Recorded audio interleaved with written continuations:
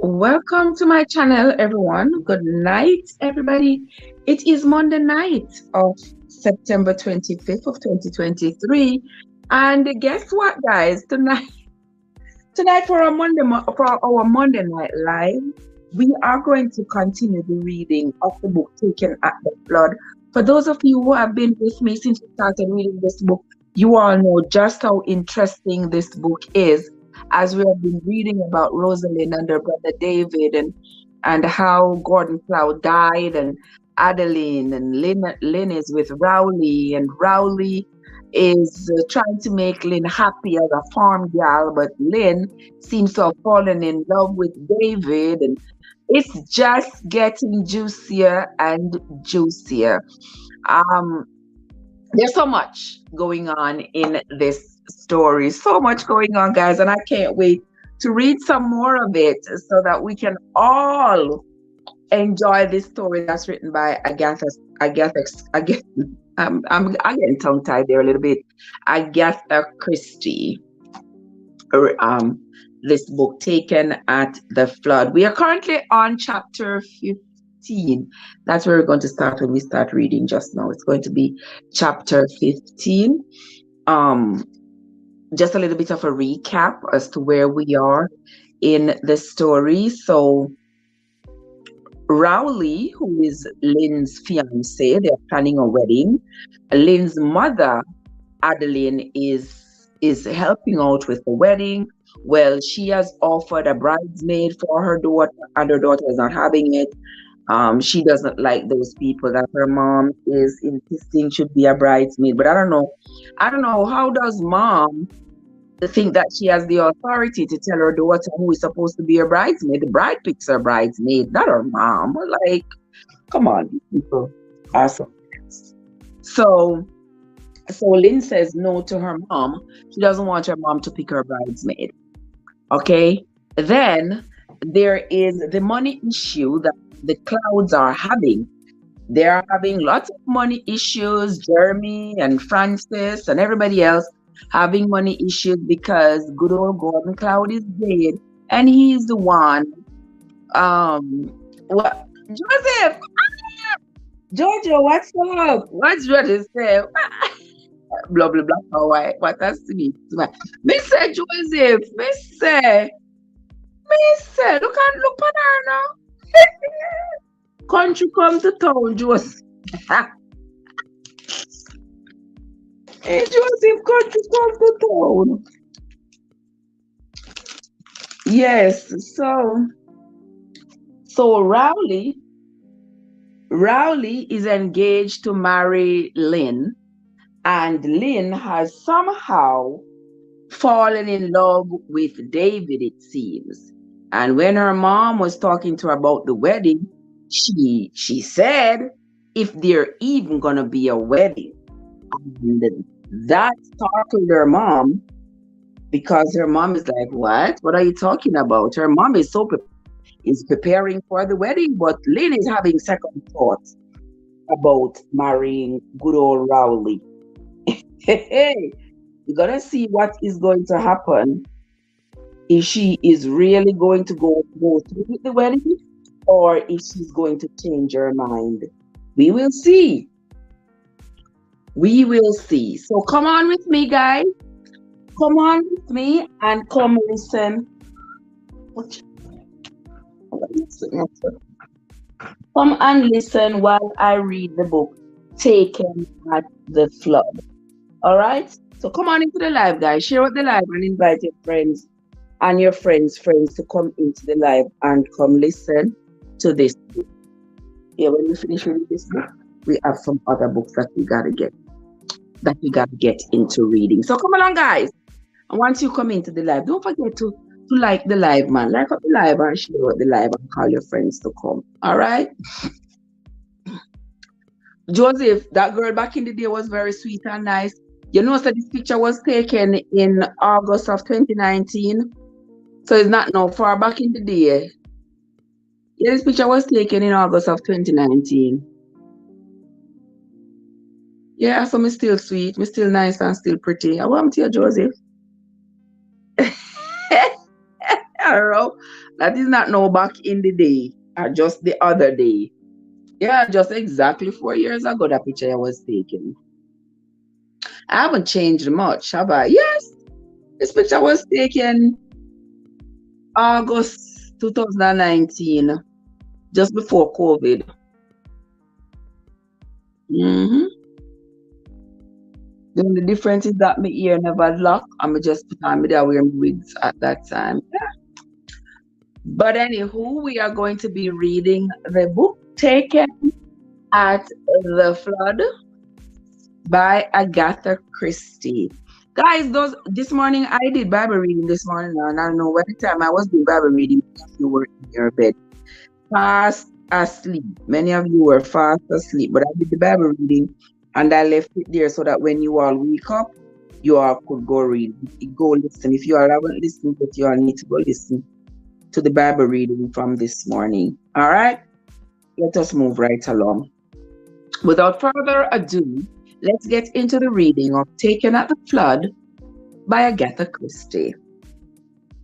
It was the custom of the stag for guests to be called at whatever hour they named by the simple process of a loud bang on the door and the shouted information that it was 8:30, sir, or 8 o'clock, whatever the case may be. Early tea was produced if expressly stipulated for, and was deposited with a rattle of crockery on the mat outside the door. On this particular Wednesday morning, young Gladys went through the usual formula outside room number 5, yelling out, 8:15, sir, and crashing down the tray with a bang that slopped the milk out of the jug. She then went on her way, calling more people and proceeding to her other duties. It was 10 o'clock before she took in the fact that number 5's tea was still on the mat. She beat a few heavy raps on the door, got no reply, and thereupon walked in. Number 5 was not the kind of gentleman who overslept himself, and she had just remembered that there was a convenient flat roof outside the window. It was just possible, thought Gladys, that number 5 had done a bunk without paying his bill. But the man registered as Enoch Arden had not done a bunk. He was lying on his face in the middle of the room, and without any knowledge of medicine, Gladys had no doubt whatsoever that he was dead. Gladys threw back her head and screamed, then rushed out of the room and down the stairs, still screaming. Oh, Miss Lippincott! Miss Lippincott! Oh! Beatrice Lippincott was in her private room having a cut hand bandaged by Mr. Lionel Cloud. The latter dropped the bandage and turned irritably as the girl burst in. Oh, miss! Oh, miss! The doctor snapped. What is it? What is it?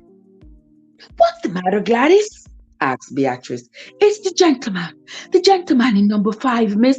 The gentleman in number 5. He's laying there on the floor, dead. The doctor stared at the girl and then at Miss Lippincott.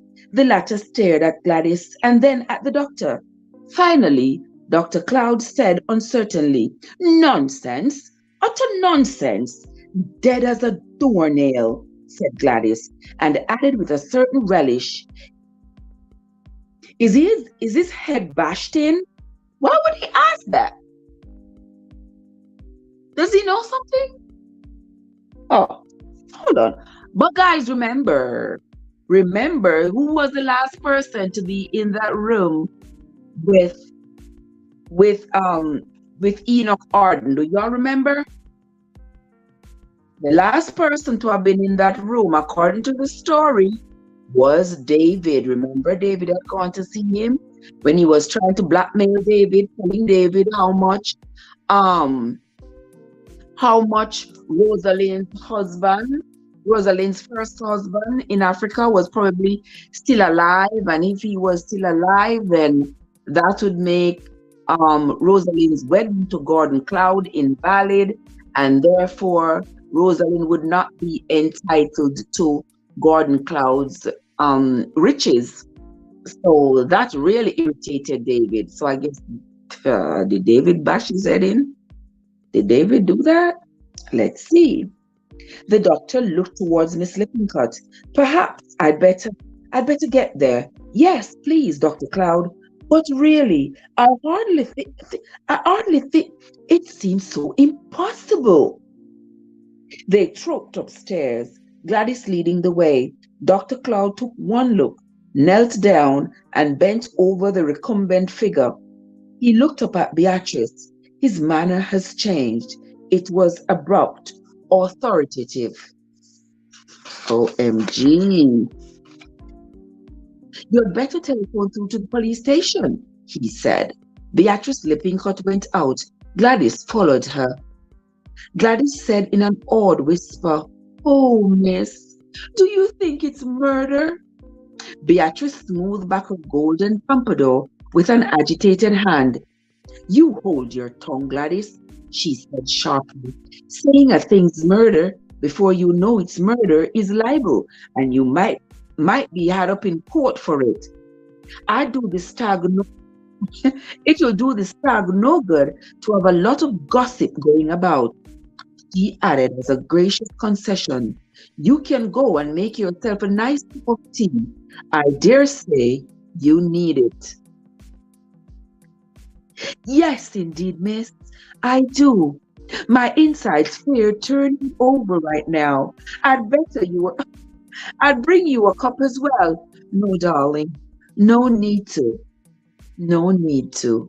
OMG. So Miss Lippincott, she doesn't want tea. Beatrice is going to make Beatrice doesn't want the tea, but Gladys is going to make some tea for herself. And the doctor is there with the dead Enoch. My friend Diane is here. Diane!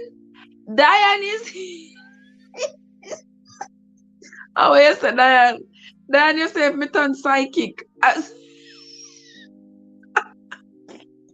Diane, Diane, how are you doing, Diane? How is Bradley doing? Diane said me turn psychic. Me said, Diane, a long time I psychic, me should have make some money off it. But I'm afraid I might tell people the wrong thing and they can stone me. Imagine me tell somebody the wrong thing and they can stone me and say me lead them out, me lead them astray. Just like y'all remember the woman, her name was, what was her name again? Sylvia Brown. Y'all remember Sylvia Brown? Yeah, Sylvia Brown used to tell people all kinds of calabooses. Remember when them girls were kidnapped and stuff, and they brought out the parents and Dr. Phil, and then Dr. Phil got Sylvia Brown to come read up the psychic to tell the people to tell the people what happened to the daughter, and she did her little ritual, whatever, jinga binga, whatever, and then she told the people their daughter was dead. The poor mom bawled and bawled, and then and then and then 5 years later, the daughter is found in a house with her kidnapper. Oh my Jesus! So I'm afraid to tell people anything. Next thing you know, nothing no go so. Sister Aralise, how are you doing, my dear sister? So good to see you, my darling. How was your day? That's Bradley busy these days with dwelling room. Okay, all right. So then, Bradley's busy. That's wonderful. No stoning. Okay. Tell you. No, sister. I will never forget. Anytime I think about a psychic, I remember. I remember Sylvia Brown telling the people, so then daughter dead. Oh yes, I can see her. She's on the other side. She's on the other side. Oh Lord Jesus. The only other side the poor girl was on was the other side of her kidnapper's door.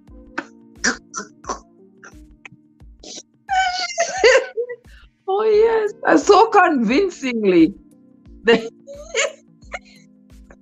Andrea! Andrea! How are you doing, my sweet sister? Let's stick with what you exactly. Exactly, Diane. Let's stick with the evil that I know. Because my dreams are really something else, I tell you. My dreams are really something else. But they are my dreams. I don't put them off on nobody to say, I'm dreaming about you, about what's going on with you. My dreams are always what's going on with me.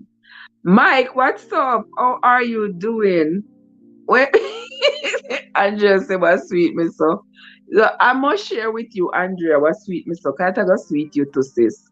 So, so the last video I did that I was telling you all the dream I had the other day, and then Diane see Diane there in the chat. So Diane say, "If me a psychic, if me turn psychic."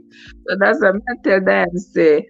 My dreams are for me, them very funny. For me, them always show what's going on with me, but not for anybody else. So I can't go be no psychic. I go tell people say, you know, this or that, the other and the third. When not go so people come to stone for me.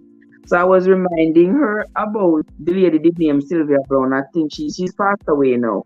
But Sylvia Brown was a world renowned psychic, wrote many books and stuff. She was a real psychic. So they say. And when those girls were kidnapped over there in the place, I don't remember which state it was.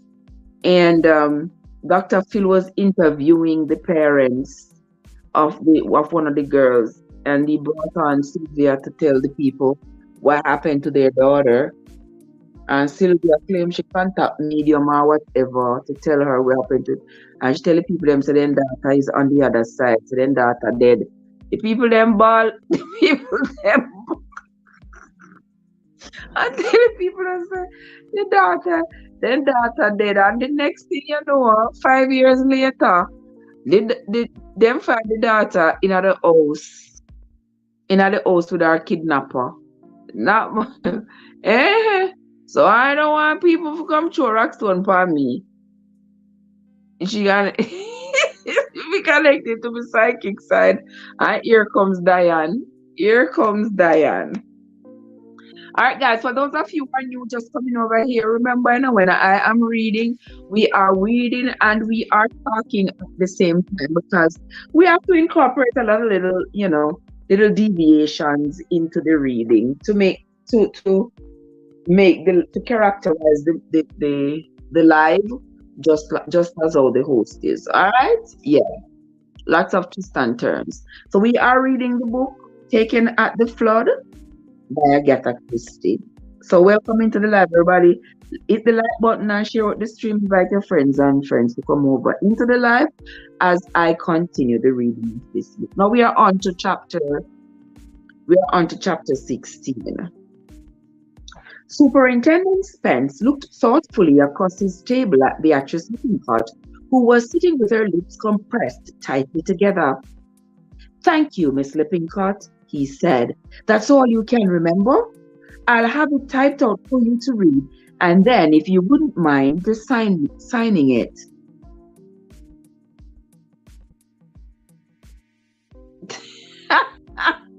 I say, Inga is here. Inga STV, you say, show up in the psychic club. I can tell you are people. You are a psychic as well. I tell you. Thank you, Mike, for that thumbs up. Everybody else who is in the live, don't forget to hit the thumbs up button. All right, and share out the live stream. Don't forget. All right, let us continue. "Oh dear, I shan't have to give evidence in a police court, I do hope. Superintendent Spence smiled appeasingly.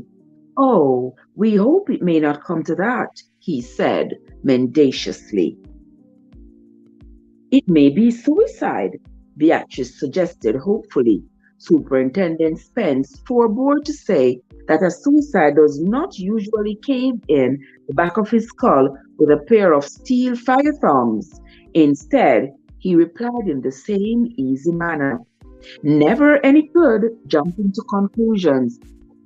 Okay, how Beatrice knows say a suicide? How can it be suicide if somebody have the back of their head bashed in? But Beatrice not easy.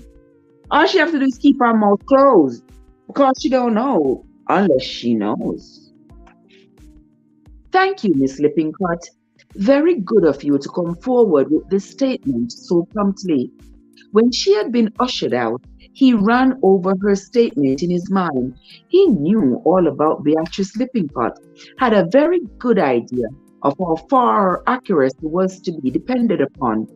So much for a conversation genuinely overheard and remembered. A little extra embroidery for excitement's sake. A little extra still because murder had been done in bedroom number 5. But take the extras away, and what remained was ugly and suggestive. Fly girl Georgia is in the house. How are you doing, my dear sister? How are you doing? How was your day? So good to see you. So good to see you. People in the chat, there is our sister there, Fly Girl Georgia, for whom we are sending up prayers day and night. She's not doing too well recently. She's not able to walk. Her legs have been failing her. So we need to send some prayers for her. All right. Let's continue. Superintendent Spence looked at the table in front of him.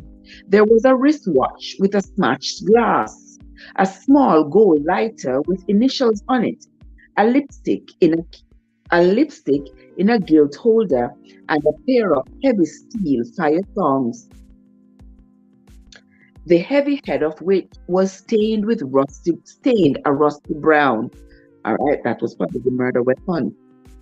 Sergeant Graves looked in and said that Mr. Rowley Cloud was waiting. Spence nodded and the sergeant showed Rowley in. Oh, always Cloud feeling. You know, so I'm not talk to her this evening.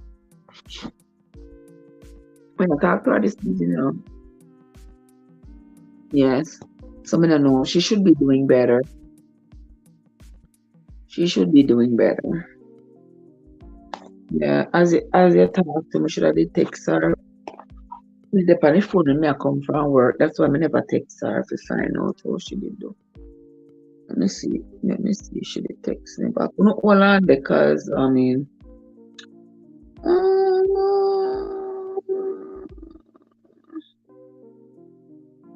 She probably had in the background and listen. I want to know I ask for her.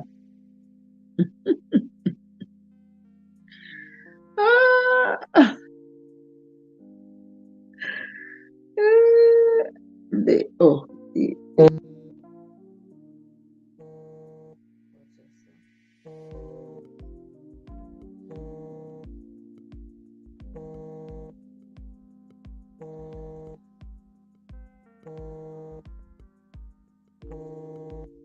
on the people.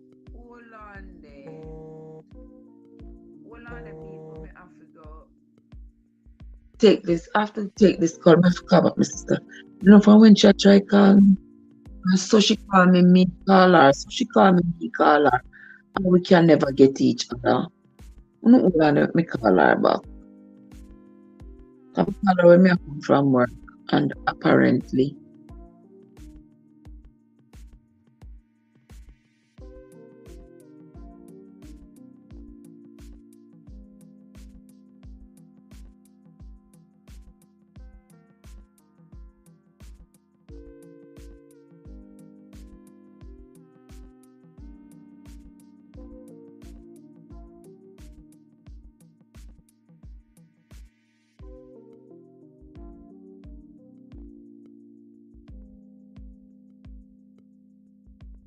We don't know when me done me call her back because me and my sister still keep on it till we keep on a play tag. So she called me, so me call her. So she called me, so me call her, and then we can get to each other. All right, me could continue reading. Let me see. What did I miss? What did I miss? What did I miss? What did I miss? What did I miss? Oh, they might ask you where is God? What is the name of the book you're reading? Taken at the Flood, sister. Taken at the Flood by Agatha Christie. Yeah. Joseph. All right, I don't want to miss anything.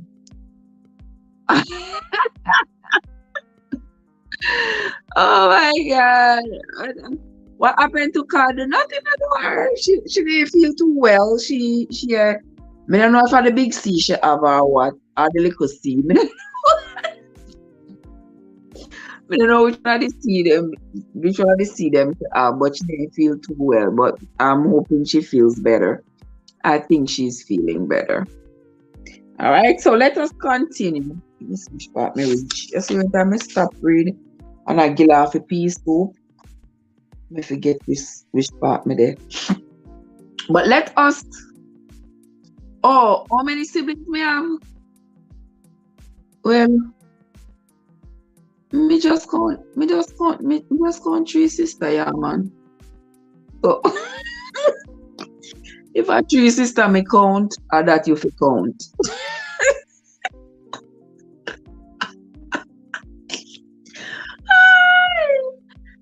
My soul, okay?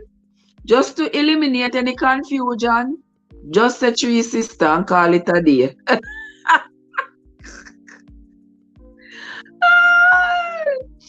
You're still a bit weak.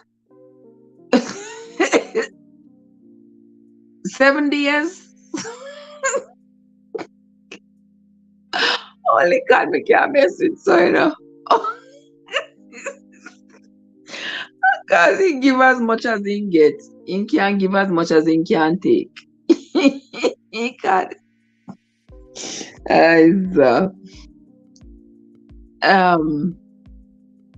Oh yes, Diane. Just like that. You just leave it right there. Leave it right there. I mean, I accommodate nothing will complicate my life. All right, let us continue the reading. Sergeant Graves looked in and said that Mr. Rowley Cloud was waiting. Spence nodded and the sergeant showed Rowley in. Just as he knew all about Beatrice Lippincott, so the superintendent knew all about Rowley Cloud.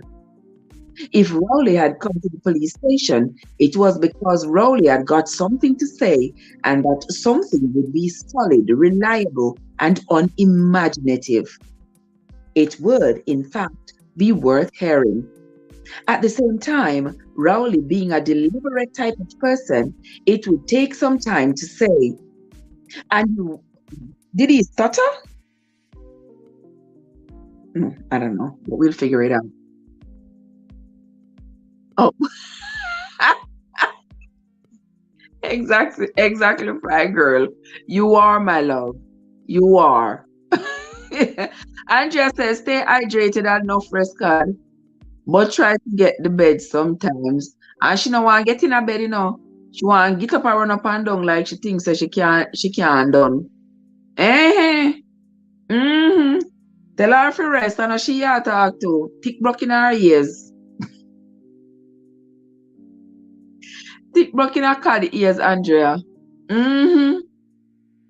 Let me continue because if me keep on breaking up the reading like this to get off a piece. So.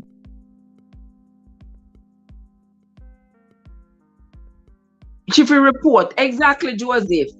Tell her for me that she needs to report. Let us continue with the reading. Rowley, being a deliberate type of person, it would take some time to say, and you couldn't hurry the Rowley Cloud type. If you did, they became rattled, repeated themselves, and generally took twice as long.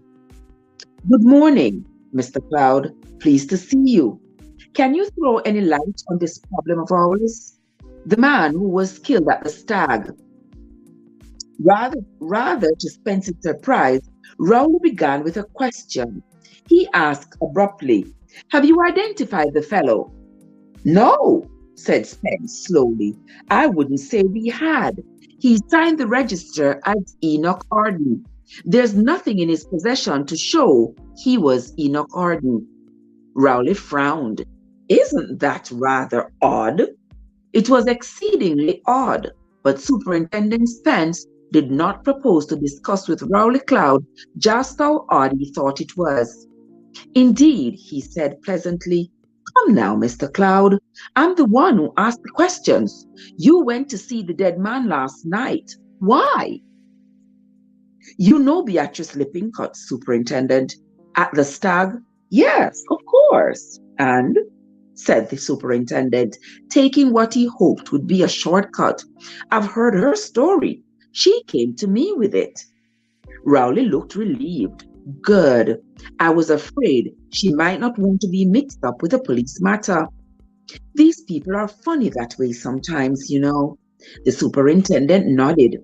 "Well then, Beatrice told me what she had overheard, and it seems to me, I don't know if it does to you, decidedly fishy. What I mean is, we are, we are interested parties." Ah!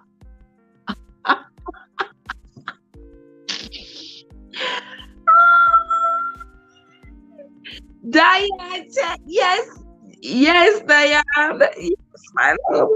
I'm going to do a video. I'm going to do a video.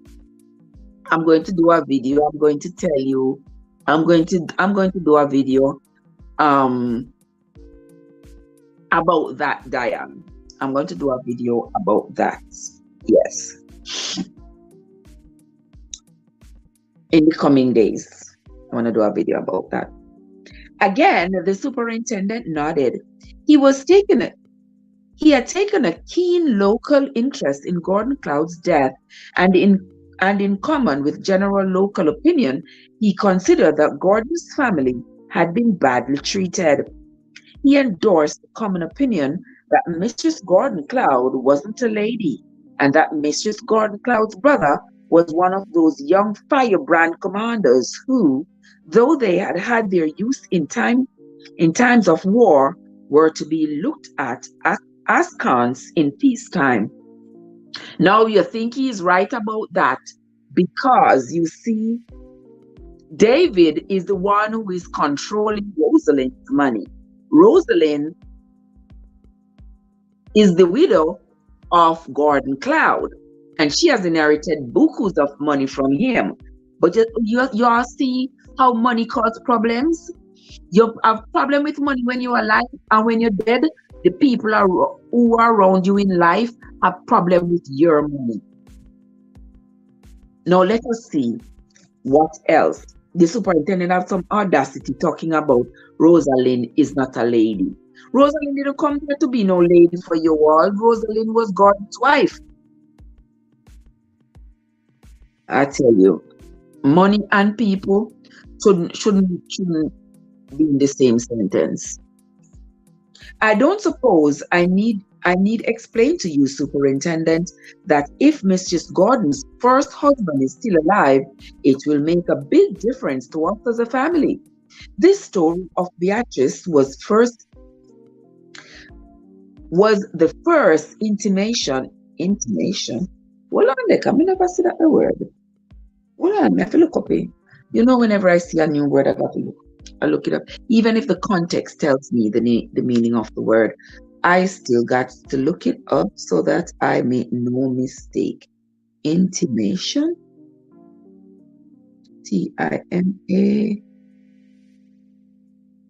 Sounds related to intimate, but or the first hint. Okay. The intimation, the first hint of trouble. All right, so let us continue reading. This story of Beatrice's was the first intimation I had that such a state of affairs might exist. I'd never dreamed of such a thing. thought she was definitely a widow, and I may say it shook me up a lot. You hear the rumor what them start? You all hear the rumor that Rosalind is really not the heir to Gordon Cloud's inheritance because her first husband is still alive. Took me a bit of time to realize it, as you may say. You know, I had to let it soak in. Spence nodded again. He could see Rowley slowly ruminating the matter, turning it over and over in his mind. First of all, I thought I'd better get my uncle on it, the lawyer one. Who? Mr. Jeremy Cloud? Yes. So I went along there. Must have been some time after 8. They were still at dinner, and I sat down in old Jeremy's study to wait for him, and I went on turning things over and over in my mind. Yes. And finally, I came to the conclusion that I'd do a bit more myself before getting my uncle in on it. Lawyers, superintendent, are all the same, I've found. Very slow, very cautious, and have to be absolutely sure of their facts before they're moving on the matter. The information I'd got had come to me in a rather hole and corner manner. I never hear that term there before. In a hole and corner manner. And I wondered if old Jeremy might hem and haw a bit about acting on it. I decided I'll go along to the stag and see this Johnny for myself. And you did so? Yes, I went right back to the stag. At what time was this? Rowley pondered. Let me see. Let me see. I must have got to Jeremy's about 20 past 8 or thereabout, 5 minutes, give or take. Well, I wouldn't like to say exactly, Spence. After 8:30, maybe, perhaps about 20 to 9, somewhere like that. Hmm. Yes, Mr. Cloud. I knew where the bloke was. B had mentioned the number of his room, so I went right up and knocked at the door, and he said, "Come in," and I went in. Rowley paused. Somehow, I don't think I handled the business very well. I thought then that when I went in, that I was the one who was on top, but the fellow must have been rather a clever fellow. I couldn't pin him down to anything definitive. I thought he'd be frightened when I hinted he'd been doing a spot of blackmail, but it just seemed to amuse him. He asked me, damned cheek, if I was in the market too. You can't play your dirty games with me, I said. Have nothing to hide. And he said rather nastily that wasn't his meaning. The point was, he said, that he had got something to sell, and was I a buyer? What do you mean? I said. And he said, how much will you, or the family in general, pay me for the definitive proof that Robert Underhay, reported dead in Africa, is really alive and kicking? Remember now, guys, that Robert Underhay was Rosalind's first husband. I asked him why the devil he would pay attention to all that, and he laughed and said, because I've got a client coming this evening who certainly would pay a very substantial sum for proof positive that Robert Underhay is dead. Then, I'm afraid I rather lost my temper and told him that my family weren't used to doing that kind of dirty business. If Underhay was really alive, I said, the fact ought to be quite easy to establish. Upon that, I was just stalking out when he laughed and said in what was really rather a queer tone, I don't think you have proved it without my cooperation. Funny sort of way, he said that. And then, well, frankly, I went home rather disturbed. Felt, that I'd messed things up. Rather wish I'd left it to old Jeremy to tackle after all. I mean, dash it all, a lawyer's used to dealing with slippery customers. What time did you leave the stab? I had no idea. Wait a second. Must have been just before 9 because I heard the pips for the news as I was going along the village through one of the windows. Did Arden say who it was he was expecting? The client? Hmm, we know who he was expecting, right? No, I took it for granted that it was David Hunter. Who else could it be? He didn't seem in any way alarmed by the prospect. I tell you, the fellow was thoroughly pleased with himself and on top of the world. Spence indicated with a slight gesture the heavy steel tongs. I think the heavy steel tongs was the murder weapon, guys. Did you notice these in the crate, Mr. Cloud? Those? No, I don't think so. The fire wasn't lit. He frowned, trying to visualize the scene. There were firearms in the crate. I'm sure, but I can't say I noticed what they were. He added, was that what? Spencer nodded. Smashed his... Was that what smashed his skull in? Rowley frowned. Funny, Hunter's a lightly built chap. Arden was a big man, powerful. The superintendent said in a colorless voice, the medical evidence is that he was struck down from behind and that the blows delivered with the head of the tongs were struck from above. Rowley said thoughtfully, of course, he was a cocksure. A cocksure? I don't know that word. Of course, he was a cocksure sort of a bloke. Let me look it up. I never heard that word. A cocksure? Cock as in C-O-C-K? Yes, guys. We read, but we not just read to call words. We got to read and learn as we go along. And I don't mind stopping and learning a new word. Just a word not still.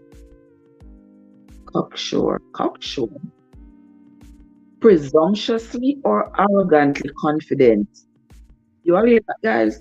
The word cocksure means presumptuously or arrogantly confident.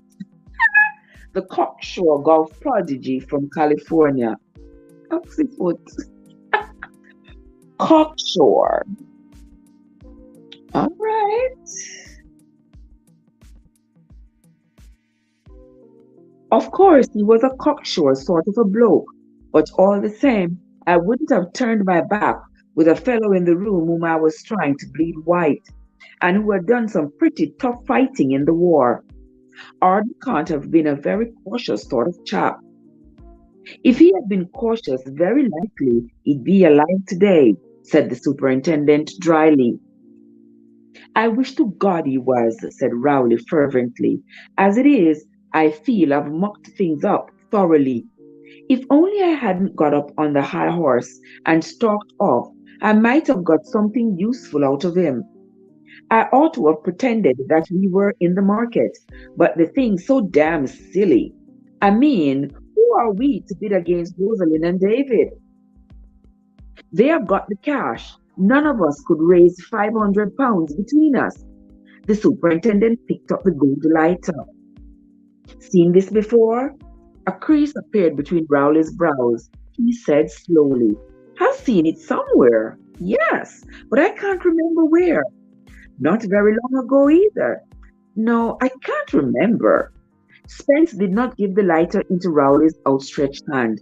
He put it down and picked up the lipstick, unsheathing it from its case. And this? Rowley grinned. Really? That's not in my line, Superintendent. Thoughtfully, Spence smeared a little on the back of his hand. He put his head on one side, studying it appreciatively. Brunette coloring, I should say, he remarked.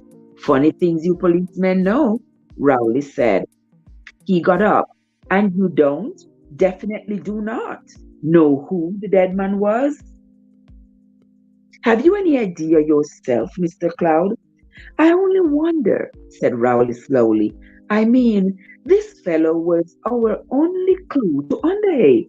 Now that he's dead, well, looking for Underhay is going to be like looking for a needle in a haystack.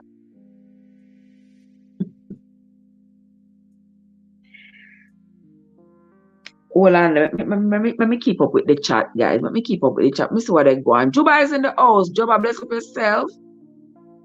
When some say you are cocky. Exactly. Hey. Hey. Yes, Diane, we gotta expand our vocabulary. That's what we do when we read. Yes, yes, yes. How you doing, Juba? How are you doing? Mike said, Trev, that pic looked young. Oh, Mike, that pic was exactly 4 years ago. That picture was August of 2019. Me take that picture then. Yeah. You know, when you're going to Walmart, you see the people that do the picture in them, take it. All right, so let us continue. Let us continue. There'll be publicity, Mr. Cloud, said Spence. Remember that in due course, a lot of this will appear in the press. If Underhay is alive and comes to read about it, well, he may come forward. Yes, said Rowley doubtfully. He may. But you don't think so, do you? Well, I think, said Rowley Cloud, that round one has gone to David Hunter. Ah, I wonder, said Spence. As Rowley went out, Spence picked up the gold lighter and looked at the initials. Guys, who can tell me in the chat what were the initials on the lighter? Come, guys. What were the initials on the lighter? Who is listening to the story? Who is paying attention to the story? What were the initials on the lighter? I'm going to give you just a few minutes if you want to tell me. If you was listening, I only did I laugh at soup and don't hear and not listening to the story. Whose initials you think was on the lighter? Let me see who can get it right. Nobody knows. Sister Winsome, bless up your nice clean self. Sister Winsome, good night. How are you doing? Whose initial was on the lighter, gentle people? Nobody remembers. All right, so we'll keep on reading. Me give me 30 seconds and I don't remember. Let me read the paragraph there again. I wonder, said Spence. As Rowley went out, Spence picked up the gold lighter and looked at the initials DH on it. Expensive bit of work, he said to Sergeant Graves. Not mass-produced, quite easily identified. Creatorex are one of those Bond Street places. Have it seen to? Yes, sir. Yes, sir. I believe it was David. David has the initials. The only person in this story with the initials DH is David. Then the superintendent looked at the wristwatch. The glass was smashed, and the hands pointed to 10 minutes past 9. He looked at the sergeant. Got the report on this Graves person? Yes, sir. Mainspring's broken. And the mechanism of the hands? Quite all right, sir. What is your opinion, Graves? Does the watch tell us anything? Graves murmured wearily. Seems as though it might give us the time the crime was committed. Aha, said Spence. When you have been as long in the force as I have, you'll be a little bit suspicious of anything so convenient as a smashed watch. It can be genuine, but it's a well-known hoary old trick. Turn the hands of a watch to a time that suits you, smash it, and out with some virtuous alibi. But you don't catch an old bird that way. I'm keeping a very open mind on the subject of the time this crime was committed. Medical evidence is between 8 p.m. and 11 p.m. Sergeant Graves cleared his throat. Edwards, second gardener at Thorobank, says he saw David Hunter coming out of the side door around 7:30. The maids didn't know he was down there. They thought he was up in London with Mrs. Gordon. Shows he was in the neighborhood, all right. Uh-huh. Yes, said Spence. I'll be interested to hear Hunter's own account of his doings. Seems like a clear case, sir, said Graves, looking at the initials on the lighter. Mm-hmm, said the superintendent. There is still this to account for. He indicated the lipstick. The lipstick means that there was a woman there, right? Maybe not. Not everything is cut and dry when it comes to a criminal case. He indicated the lipstick. It had rolled under the chest of drawers, sir. Might have been there for some time. Have checked up, said Spence. The last time a woman occupied that room was 3 weeks ago. I know service isn't up to much nowadays, but I still think they run a mop under the furniture once or 3 times in a week. The stag is kept pretty clean and tidy on a whole. There's been no suggestion of a woman being mixed up with Arden. Well, I know, said the superintendent. That's why that lipstick is what I call the unknown quantity. Sergeant Graves refrained from saying Chezes la femme. Oh, that's some kind of French. That's French. Chezes la femme. He had a very great French accent, and he knew better than to irritate Sergeant Spence by drawing attention to it. Sergeant Graves was a tactful young man. Superintendent Spence looked up at Shepherd's Court, Mayfair, before stepping inside its agreeable portal. Situated modestly in the vicinity of Shepherd's Market, it was discreet, expensive, and inconspicuous. Inside, Spence's feet sunk into soft pile carpet. There was a velvet-covered settee and a jardiniere full of flowing plants. A small automatic lift faced him, with a flight of stairs at one side of it. On the right of the hall was a door marked Office. Spence pushed it open and went through. He found himself in a small room with a counter, behind which was a table and a typewriter and 2 chairs. One was drawn up to the table. The other, a more decorative one, was set at an angle to the window. There was no one visible. Spying a bell inset on the mahogany counter, Spence pressed it. When nothing happened, he pressed it again.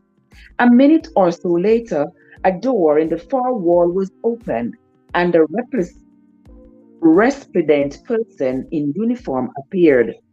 Let me go find out what is a resplendent.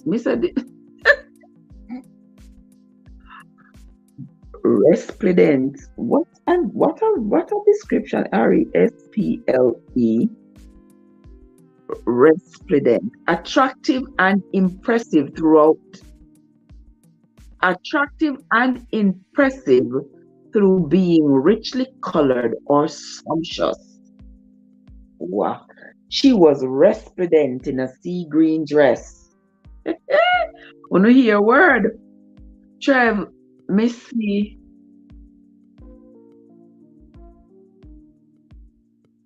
Where's that? Missy, you want a lady? Is your daughter? I have on a black dress.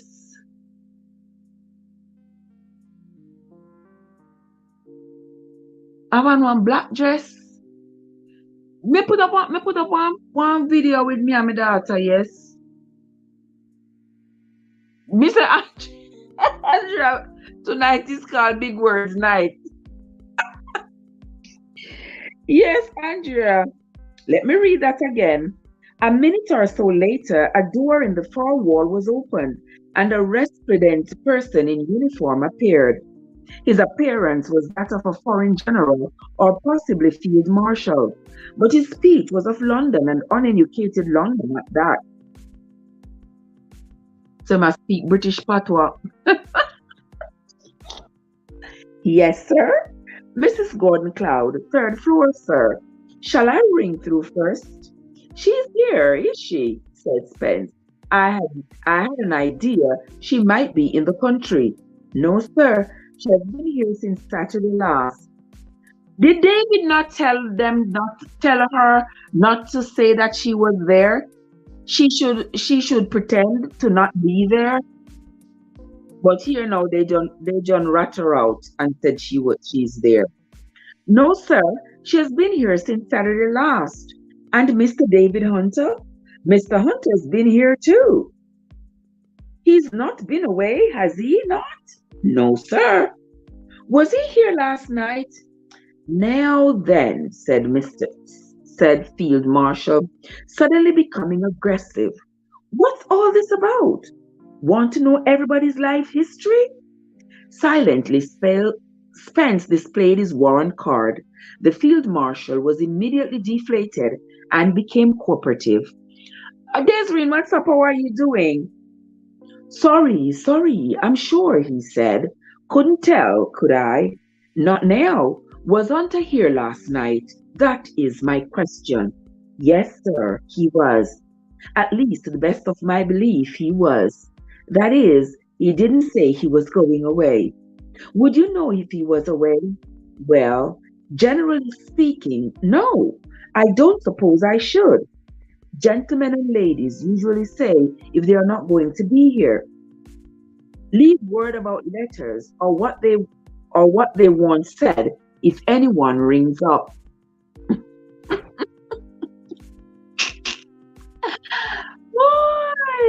I am good so far, Trev. Where's the Dan? You come back? Okay, good. Good. Do telephone calls go through this office? No, most of the flats have their own lines. One or two prefer not to have a telephone. And then we send up word on the house phone, and the people come down and speak from the box in the hall. But Mrs. Cloud's flat has its own phone. And as far as you know, they were both here last night? That's right. What about meals? There's a restaurant, but Mrs. Cloud and Mr. Hunter don't very often use it. They usually go out to dine. Breakfast? That's served in the flats. Can you find out if breakfast was served this morning to them? Yes, sir. I can find out from room service. Spence nodded. I'm going up now. Let me know about that when I come down. Very good, sir. Spence entered the lift and pressed the button for the third floor. There were only two flats on each landing. Spence pushed the bell of number 9. David Hunter opened it. He did not know the superintendent by sight, and he spoke brusquely. Well, what is this? Mr. Hunter? Yes. Superintendent Spence of the Ulster County Police. Can I have a word with you, please? I apologize, Superintendent. He grinned. I thought you were a tout. Come on in. He led the way into the modern and charming room. Rosalind Cloud was standing by the window and turned at their entrance. Superintendent Spence, Rosalind, said Hunter. Sit down, Superintendent. Have a drink? No, thank you. Rosalind had inclined her head slightly. She sat down, her back to the window, her hands clasped tightly on her lap. Smoke? David proffered cigarettes. Thanks. Spence took a cigarette, waited, watched, waited some more, watched David slide a hand into a pocket, slid it out, frowned, look around and pick up a box of matches. He stuck one and lit the superintendent's cigarette. Thank you, sir. Ah, well, said David, easily as he lit his own cigarette. What's wrong at Wormsley Vale? Has our cook been dealing in the black market? She provides us with wonderful food, and I've always wondered if there was some sinister story behind it. It's rather more serious than that, said the superintendent. A man died at the Stag last night. Perhaps you know it is in the papers. Ah, mm. David shook his head. No, no, no. I didn't notice it at all. What about him? He didn't only die. He was killed. Killed? Yes. His head was stove in, as a matter of fact. A half-choked exclamation came from Rosalind. David said quickly, please, Superintendent, don't enlarge. Don't enlarge on any details. Don't enlarge. Not the big word and not sound good. Don't enlarge. Don't enlarge on any detail. My sister is delicate. She can't help it. But if you mention blood and horrors, she'll probably faint. Oh, I'm so sorry, said the superintendent. But there wasn't any blood to speak of. It was murder right enough, though, wasn't it? He paused. David's eyebrows went up. He said gently, you interest me, you know. Where do you come in? We hoped you might be able to tell us something about this man, Mr. Hunter. You called to see him on Saturday evening last, didn't you? His name, or the name he registered under, was Enoch Arden. Yes, of course. I remember now. David spoke quietly, without embarrassment. Well then, Mr. Hunter. Well, Superintendent, I'm afraid I can't help you. I know next to nothing about this man. Was his name really Enoch Arden? I should very much doubt it. Why did you go in to see him? Just one of the usual hard luck stories. He mentioned certain places, war experiences, people. David shrugged his shoulders. Just a touch, I'm afraid. The whole thing rather bogus.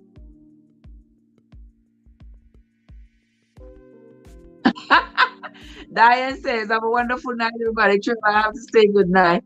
Hate to run from my bedtime story. Totally enjoyed your reading as usual. I'm pretty sure the murderer will be for. I am sure too, Diane. I am sure too. But you know, these stories always have a lot of twists and turns.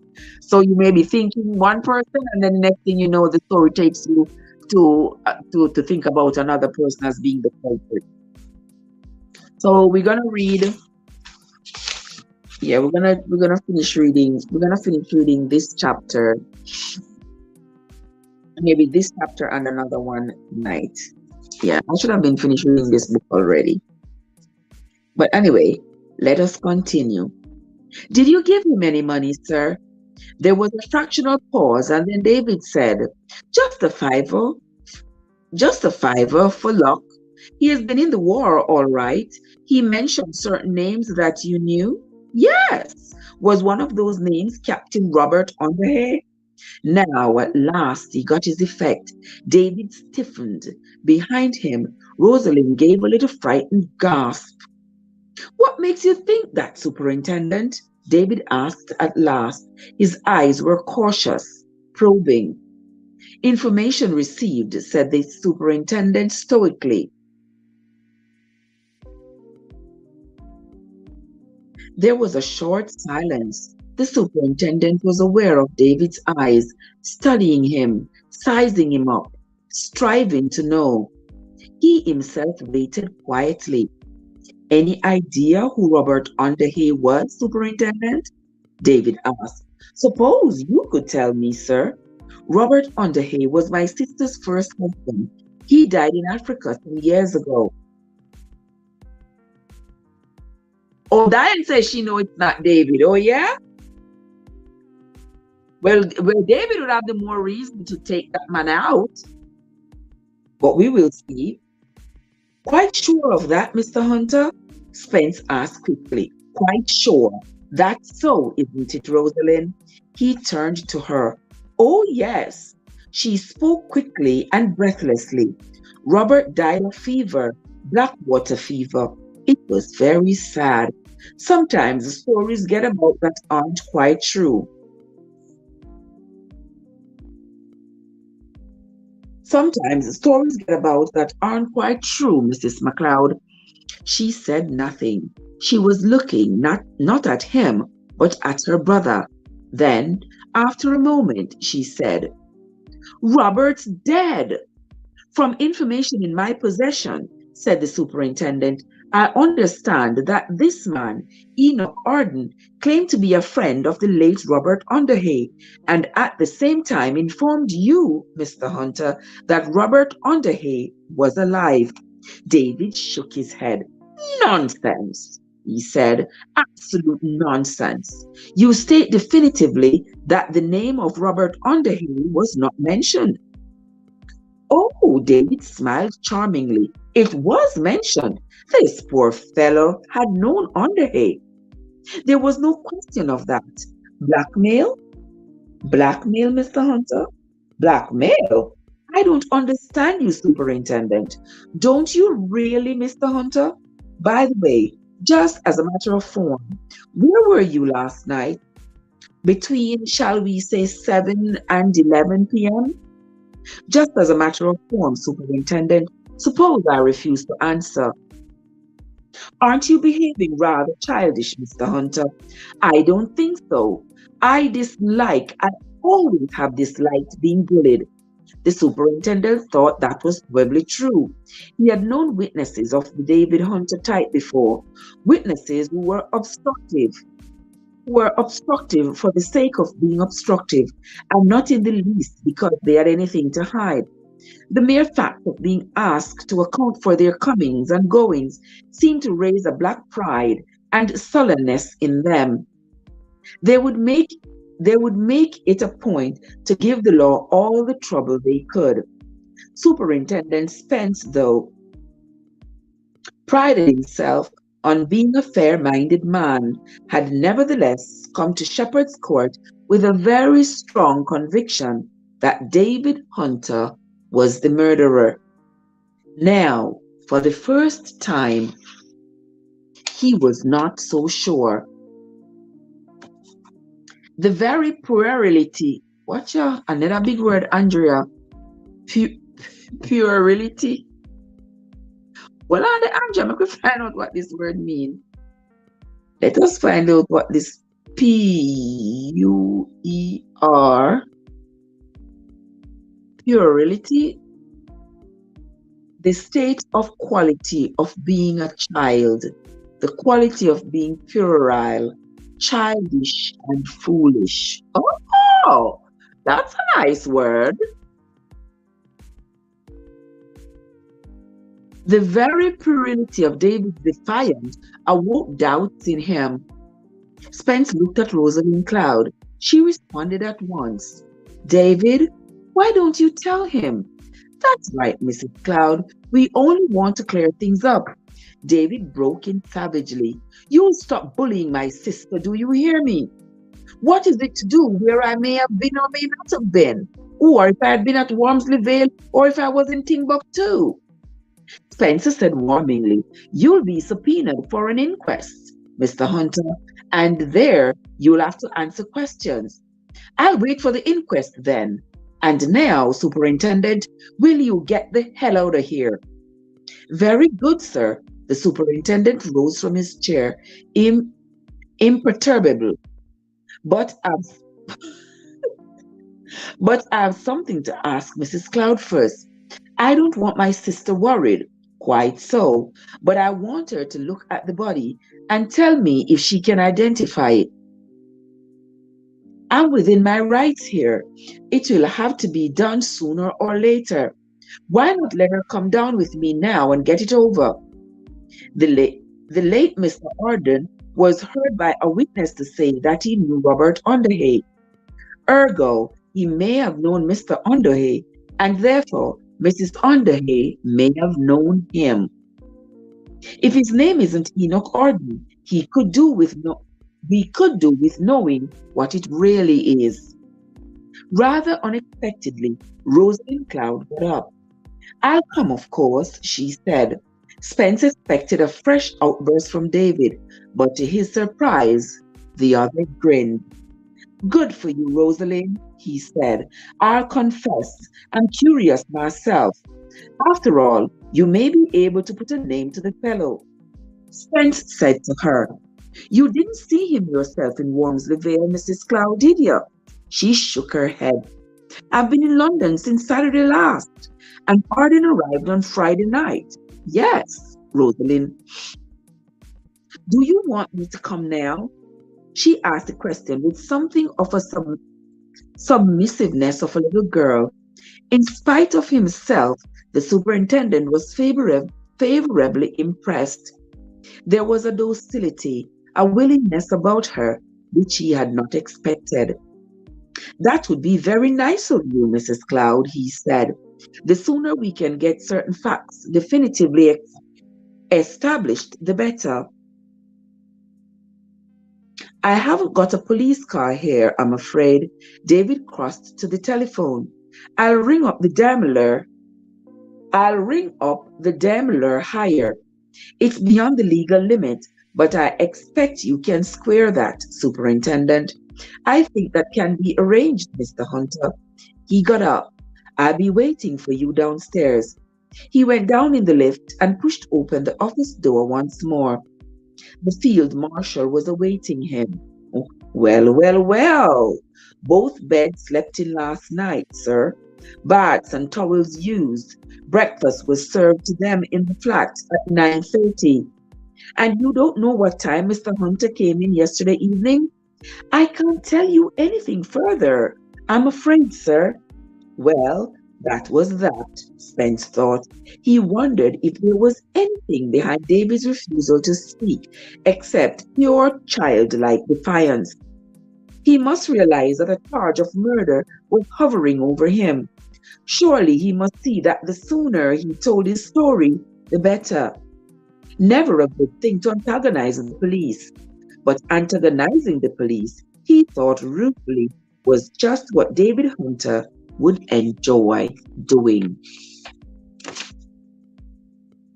They talked very little on the way down. When they arrived at the mortuary, Rosalind Cloud was very pale. Her hands were shaking. David looked concerned for her. He spoke to her as though she was a small child. It'll be only a minute or two, Wolverine. It's nothing at all. Nothing at all now. Don't get too worked up, darling. You go in with the superintendent, and I'll wait for you. And there's nothing at all to mind about. Peaceful he looked, and just as though he was sleeping. She gave him a little nod of the head and stretched out her hand. He gave it a little squeeze.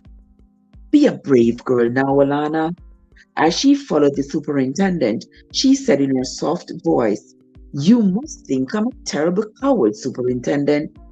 But when they have been all dead in the house, all dead but you, that awful night in London, he said gently, I understand, Mrs. Cloud.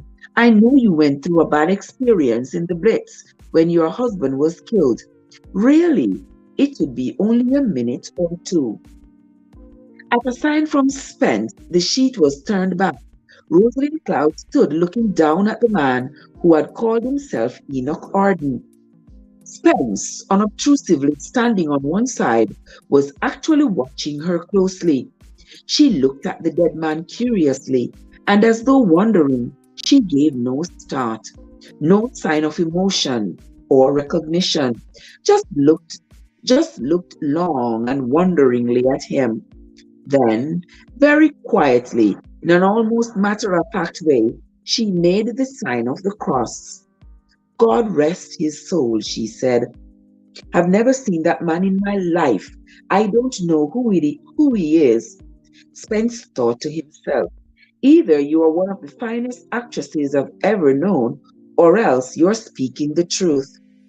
Later, Spence rang up Rowley Cloud. I've had the widow down, he said.